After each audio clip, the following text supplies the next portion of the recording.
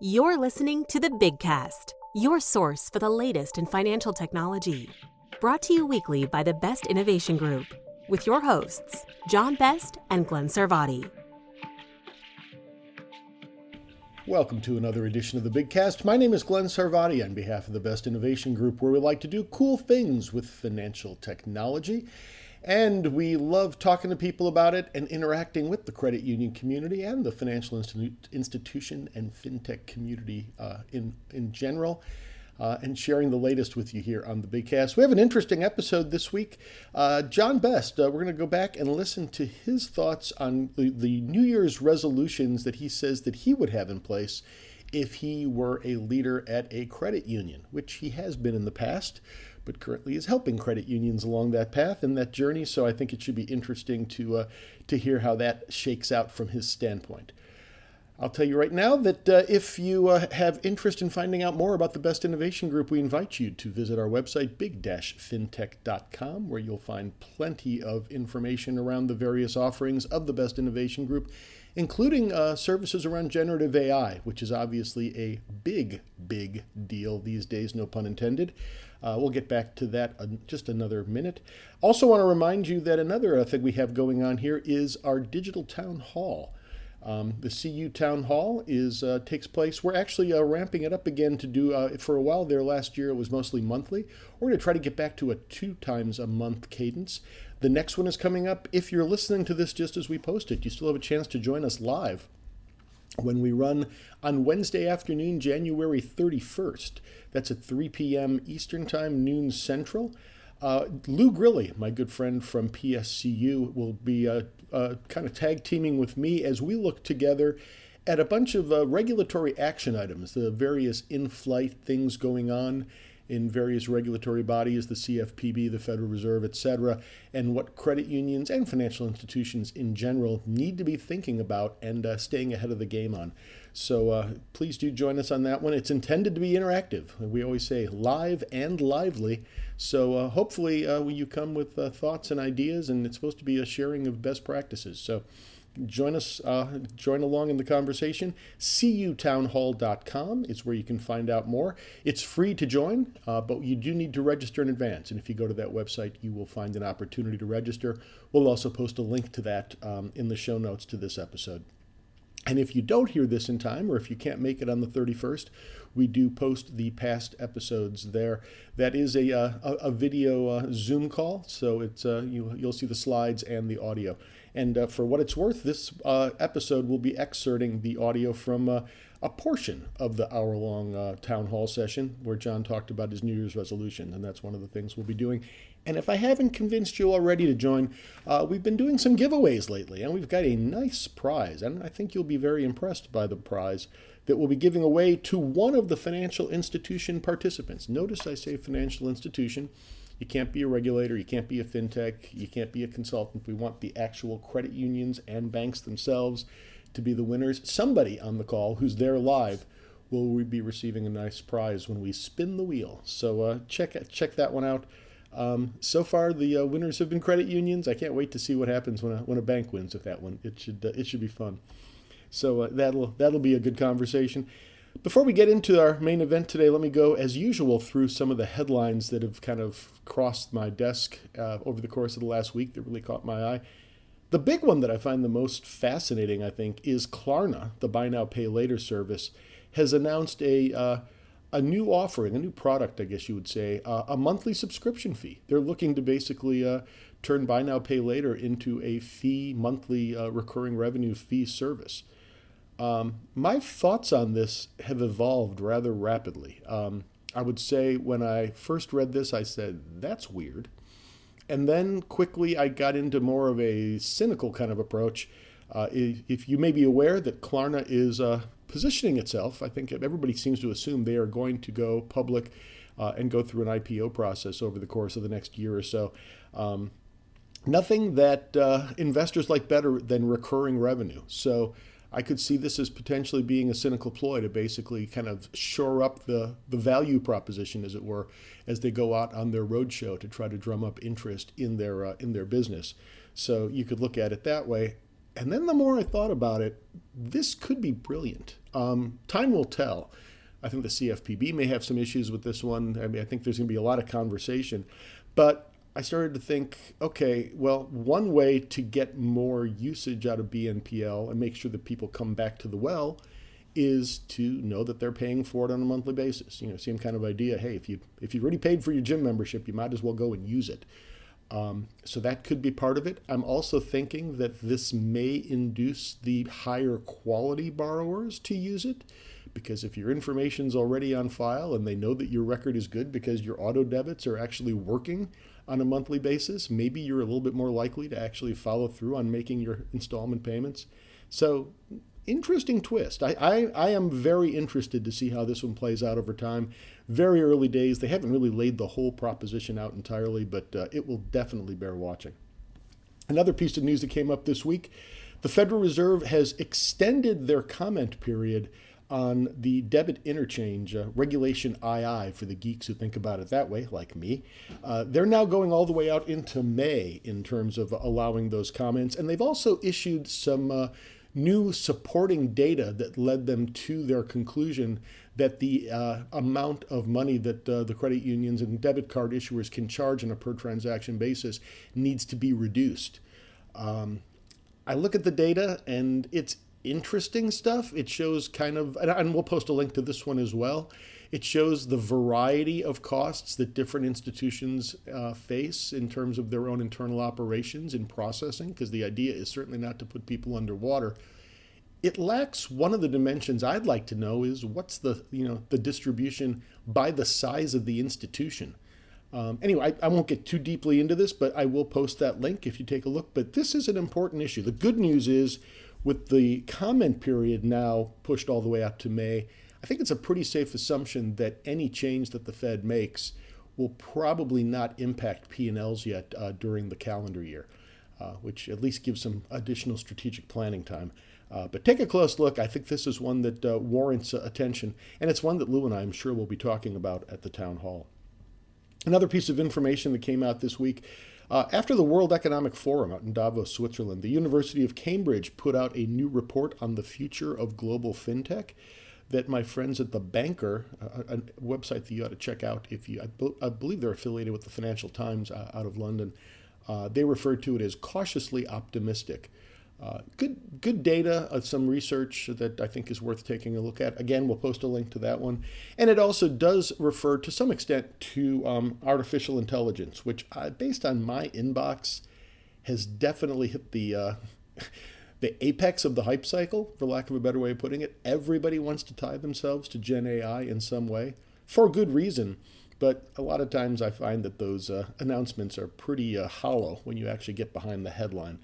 But not surprisingly, artificial intelligence does work into John Best's New Year's resolutions for credit unions, as does data, which is, I think, even more important, and another one of those regulatory issues that's facing us right now. Let's jump into that. As I said, this is from our town hall from earlier this month. I believe was originally held on January 10th, and we'll post a link to the full hour-long version on our website, as I said, as well. You'll also hear the voice of Mike Lawson of CU Broadcast, who is the co-host along with John Best of the Town Hall. And I will tell you that I am not totally in sync with John on at least one of his resolutions.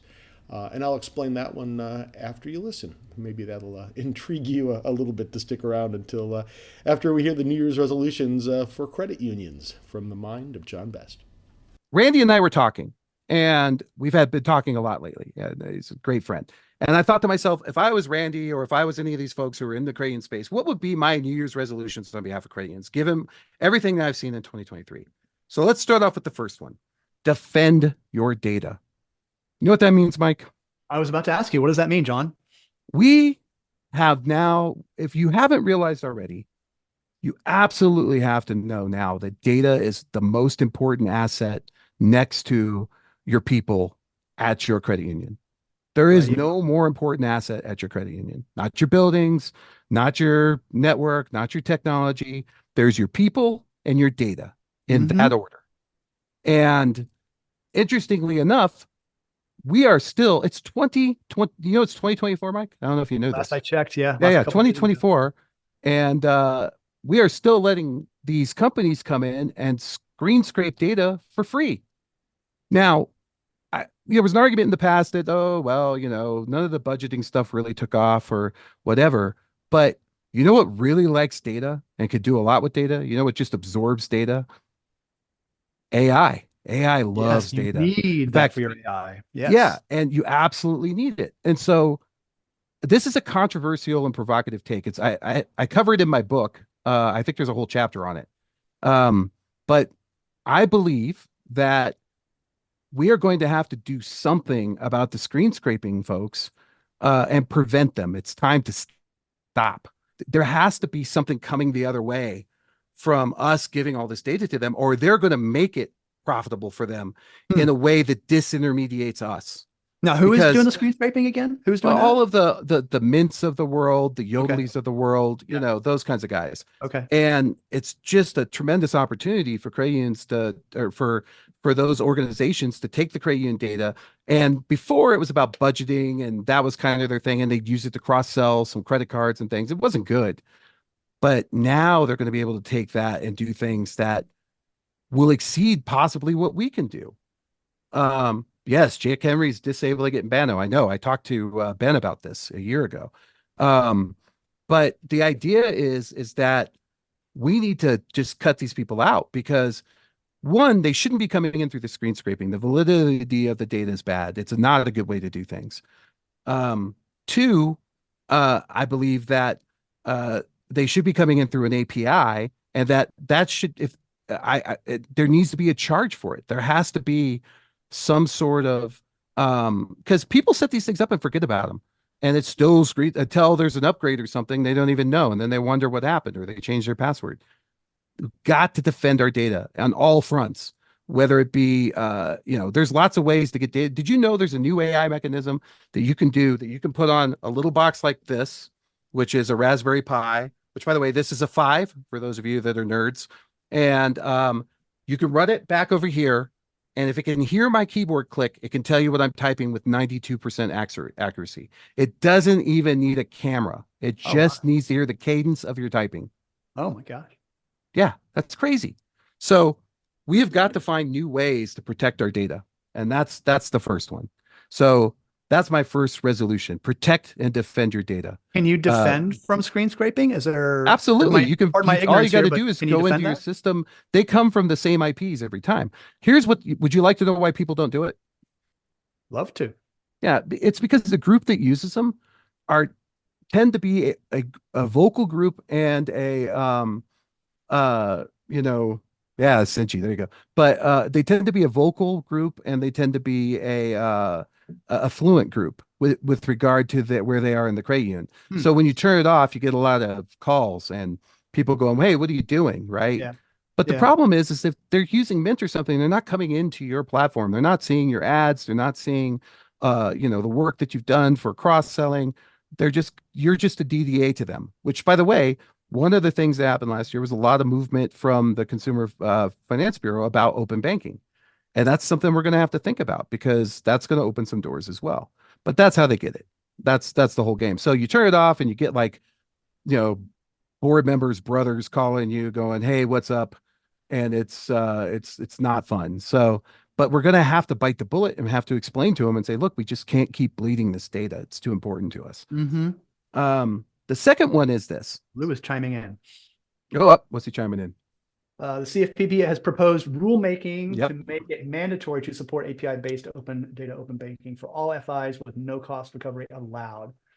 So, yeah. Yeah, and so with that in mind, Lou, that's my next episode. Thanks, Lou. I was good deep dive into that in the next episode. So, Lou, I'd love to have you chime in on that. Obviously, you've done some work on it too. So that's a big issue. The next one is this. So we are living in an interesting time, Mike. We are seeing a bunch of technology all evolve at the same time, and it's all major technology. Blockchain is one of them. AI is one of them. The metaverse and virtual data, even though it's been eclipsed kind of, is one of them.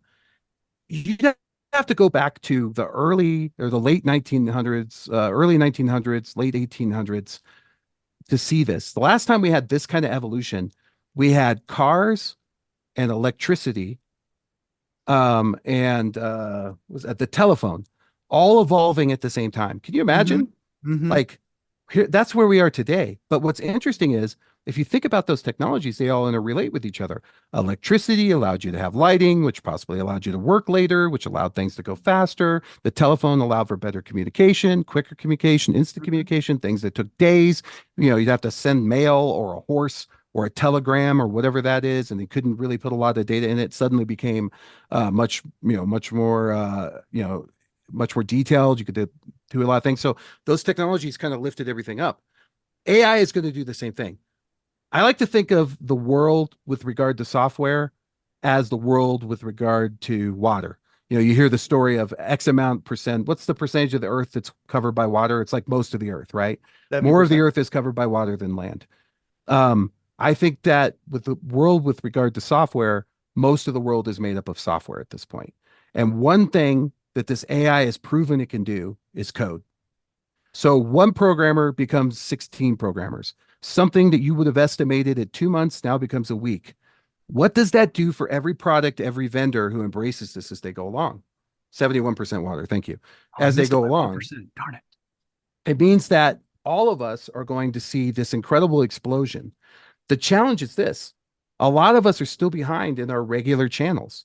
So here's what I would have as a resolution if I was a credit union. If you can't make a credit card payment and have it be real time in your mobile banking or anywhere in your solution, if you can't do a mortgage payment and have it be real time, if you can't do a principal only payment for your mortgages, now's the time to get that high on your list and shore it up. Because from here forward, you're going to be very reliant, as Lou was pointing out, on sort of this backbone of services that you created within your book of business at the credit union, especially with regard to your vendors, that is now going to get extended, I think, exponentially into channels that you never thought of. It's just the AI is going to drive that forward in a very exponential way. And what's going to happen is wherever you are when that starts to happen is where you will be as you drive. If you don't have credit card payments in your mobile app now, you're not going to have them in the AI mobile app. You're not going to have them in this. You're not going to have them in that, because the underlying plumbing, the foundation that you poured, it's going from like a 3-story building to a skyscraper. And it's real hard to dig up the foundation on the skyscraper. Much easier to deal with the smaller building before everything happens. So really, that's another one that I think is really, really important. That would be a resolution for me is, hey, I got to shore up my channels. I just got to make sure I have parity in the major products and services, and that I am giving the same service across all of them. And if you're not, and that channel isn't being used, I know this is hard. This is a hard one, Mike. And I'm going to say it out loud, and people probably just going to leave. I would imagine they're just going to drop off. Watch the numbers. No, we don't want people to leave. No. Yeah, but I have to say it, Mike. I have to say it. It's a dirty secret. It's a dirty little credit union secret. You know what the dirty little credit? You want to know what it is, Mike? I'm going to whisper it to you. Okay. Here it is. We never turn anything off. We've been using the same IVR since 1979. The same 400 people log into it, but we'll never turn it off. We deprecate nothing. We carry it along behind us like a plow. We drag it behind us, and then we add more to it, and we wonder why we're slowing down and it's hard to drag things around. So that's going to be the other thing, is we have to consider, if we don't have that channel shored up, is that channel a future channel, and do we need to keep it around? Yeah.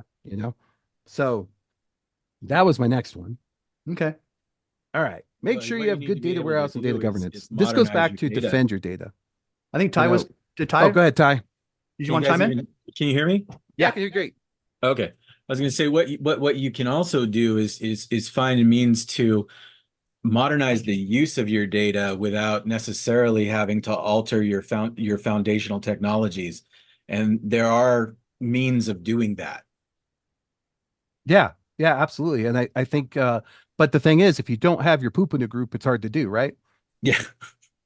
And you could steal that reference if you'd like. You can tell. What did you just say, John? Poop in the group is my official language for tagging your data, which is something Ty and I talked about, and your ability to understand your data and categorize it and label it, which is going to be that's why this line is here, because if you already have a good data warehouse and good data governance, your next big step is going to be labeling it and tagging it, which Ty has a solution for, which we haven't connected on yet, but I'm excited to do it.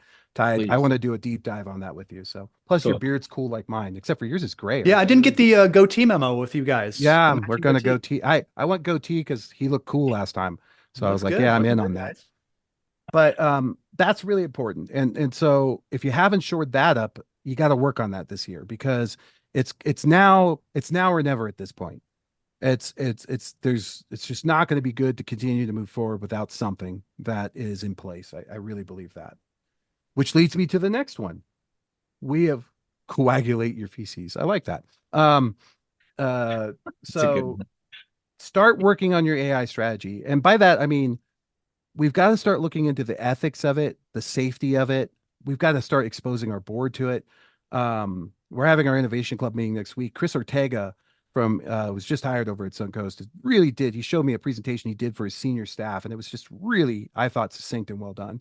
And he's bringing them along on this journey, but he started teaching everybody so that they can get to a real conversation instead of being dumped in the middle of it about what that strategy is going to look like, where they'll use it, what they'll use it for, how it will evolve over time, what's safe to use it for, where they find these spots.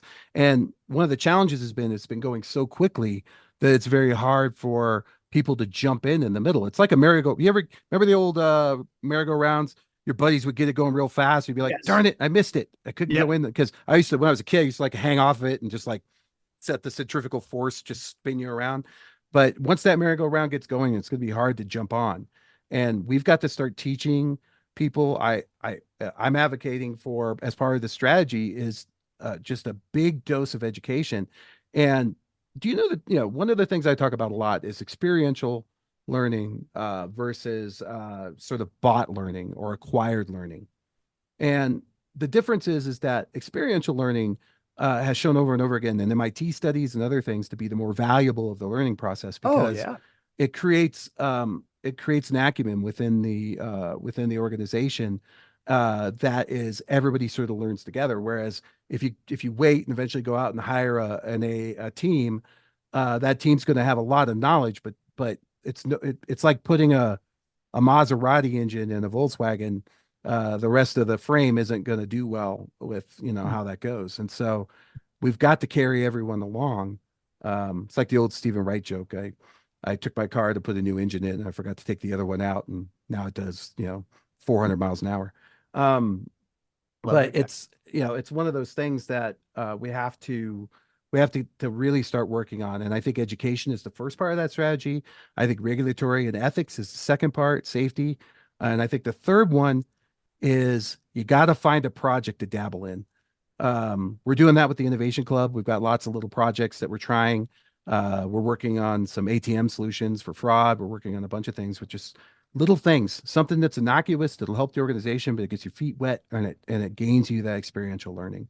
So that's, I think, really important for 2024. That would be one of my New Year's resolutions. Don't you And remember that 2024 is going to be the year of AI practicality, as opposed to 2023 when AI was blowing people's minds and the hype cycle was at its peak. And now I think we've all kind of settled down and we want to see how practical it can be. Do you see 2024 we're going being through that? the trough of lucidity or whatever it is on the other side of the hype, the Gartner hype cycle. Yeah, I agree. And I think that's part of what this is this is how you determine the practicality. This is how you get involved.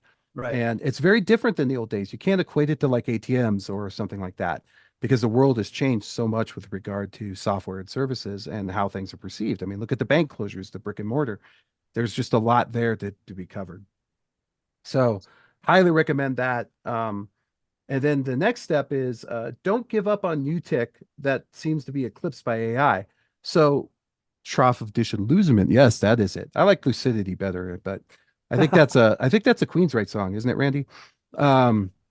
Anyways, don't give up on new tech that seems to be eclipsed by AI. So we've seen crypto and the metaverse go by the side, and people have just written off the metaverse, which I think is crazy. What comes out in a few weeks? A $3,500 Apple pair of ski goggles is what it looks like. Have you seen this thing? It's crazy. Yeah. Let's just bring it up for everybody to see, because it is nuts. If you just go to apple.com, it's right in the front page there. Doesn't this look like ski goggles? Completely. Yeah. Yeah, I was just thinking, wow, this will be fun. Everybody's going to look like they're on the, I want to zoom in on her. Talk about Everybody's going to look like they're on practicality. the slopes. Exactly. Can But wear look those at while this you're on the thing. slope. Look at how big the field of vision is. We will have one. And Mike, I want to do one of our fun interviews like we've done Yes. before. They're If you go back, overdue. Mike and I have a history of doing weird metaverse interviews. The one So, metaverse one we did. Oh my gosh. We've done a couple. We did That was a fun. few. The first actually. one was a riot. Yeah, Anyway. we'll do something like that. Yeah. But I'm not saying that, this could be just like the HomePod and other things. I'm not saying Apple's going to be a game changer. I don't know enough about this yet, but I can tell you that there's been a big enough plus. Facebook wouldn't change its name to Meta and make that bet without having done. We have a bunch of accountants and a bunch of people to help us with risk. Facebook has whole buildings of these people trying to determine what's happening. So I think that between that and Apple, this is going to be an interesting solution. And AI is just going to expedite it. So there's been a lot of things in the metaverse that's been hard to deal with because of the nature of the clunky systems. I mean, even this thing, we're going to look back on this and go, who the hell was wearing this, right? But the form is going to change, but the functionality, particularly in augmented reality, is going to be very important. You can imagine walking around a mall and seeing all the reviews for all the products you're looking at, those sorts of things. It's just going to be, or a shopping list where as you're walking by, it goes, hey, that's on your list, grab it, just crazy stuff that we're going to see. But that's going to be that's where I go back to this metaphor of the car, electricity, and the telephone. AI is going to take crypto because it's really important, not really crypto so much, but the underlying platform blockchain of that. And honestly, there's another one which is genetics related, but it's not really to talk about in this forum.